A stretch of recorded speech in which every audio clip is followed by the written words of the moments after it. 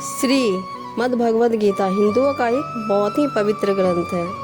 महाभारत का वह भाग जब भगवान श्री कृष्ण ने अपने उलझे हुए मित्र अर्जुन को महाभारत के युद्ध में सलाह दी थी।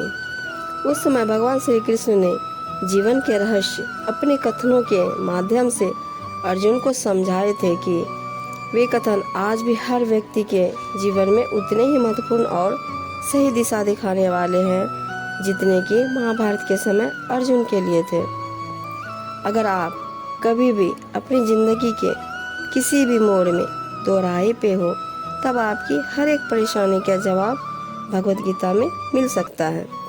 महात्मा गांधी एवं उनके जैसे विश्व के कई महापुरुषों के लिए भगवद गीता उनका जीवन दर्शन रही है। जो हुआ अच्छे के लिए ही हुआ, जो हो रहा है वह भी अच्छे के लिए ही हो रहा है, जो होगा और भी अच्छे के लिए ही होगा। आप जिस भी वजह से निराश हैं उसे भूल जाएं। वर्तमान में अगर कुछ आपको बहुत ही दुख दे रहा है उसके पीछे निश्चित ही बहुत अच्छा कारण छुपा हुआ है। ये एक चक्र है जो आपको स्वीकारना ही होगा। इसलिए न भविष्य और न ही पिछले बीते हुए समय के बारे में सोचिए। आपके पास वर्तमान है, उसे खुश होकर आनंद के साथ जिए। परिवर्तन ही संसार का नियम है। एक पल में ही आप राजा बन सकते हैं या फकीर। पृथ्वी भी स्थिर नहीं है, यह भी घूमती रहती है। दिन खत्म होने के बाद रात आती है। बहुत गर्मी के बाद एक सुखद मानसून आता है। ये बातें इस कथन की पुष्टि करती कि परिवर्तनशीलता संसार का नियम है। इसलिए उन बातों और वस्तुओं के लिए दुखी होने की आवश्यकता नहीं है जो निश्चित नहीं है। परिवर्तन स्वीकार करना आपको हर कठिन परिस्थिति में खुश रहने की शक्ति देता है। ध्यान यानी कि मेडिटेशन से मन एक दीपक की लौ की तरह अटूट हो जाता है। हमारी समस्या यह है कि हम खुद को ही नहीं जानते।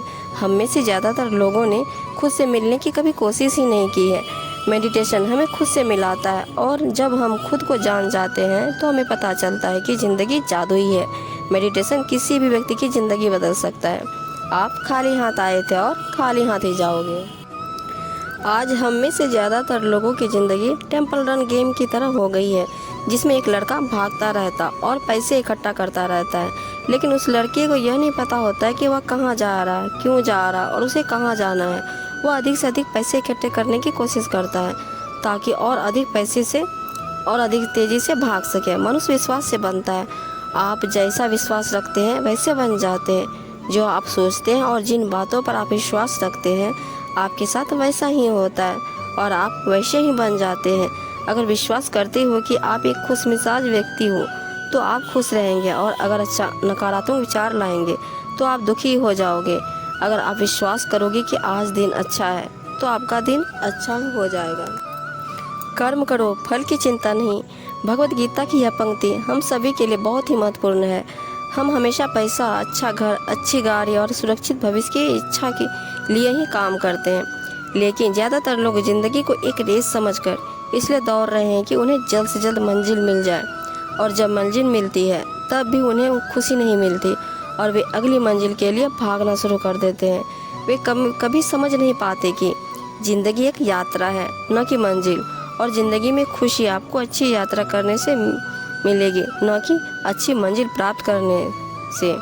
संदेह के साथ कभी भी खुशी नहीं मिल सकती, न इस लोक में न ही परलोक में। संशय यानी कि डाउट के साथ हमारे दिमाग पर एक अस्पष्ट विचारों का पर्दा आ जाता है। संदेह हमें डरपोक और अस्थिर बना देता है। संदेह के कारण व्यक्ति कभी भी साहस भरे निर्णय नहीं ले पाता और वह कड़ी मेहनत करने के बावजूद हारे हुए व्यक्ति की तरह जिंदगी जीता है। मनुष्य अपने विचारों से ऊंचाइयां भी छू सकता है और खुद को गिरा भी सकता है, क्योंकि हर व्यक्ति खुद का मित्र भी होता है और शत्रु भी। आप खुद के सबसे अच्छे मित्र हैं। आपकी हर परेशानी का हल आप ही के पास है, किसी के पास नहीं।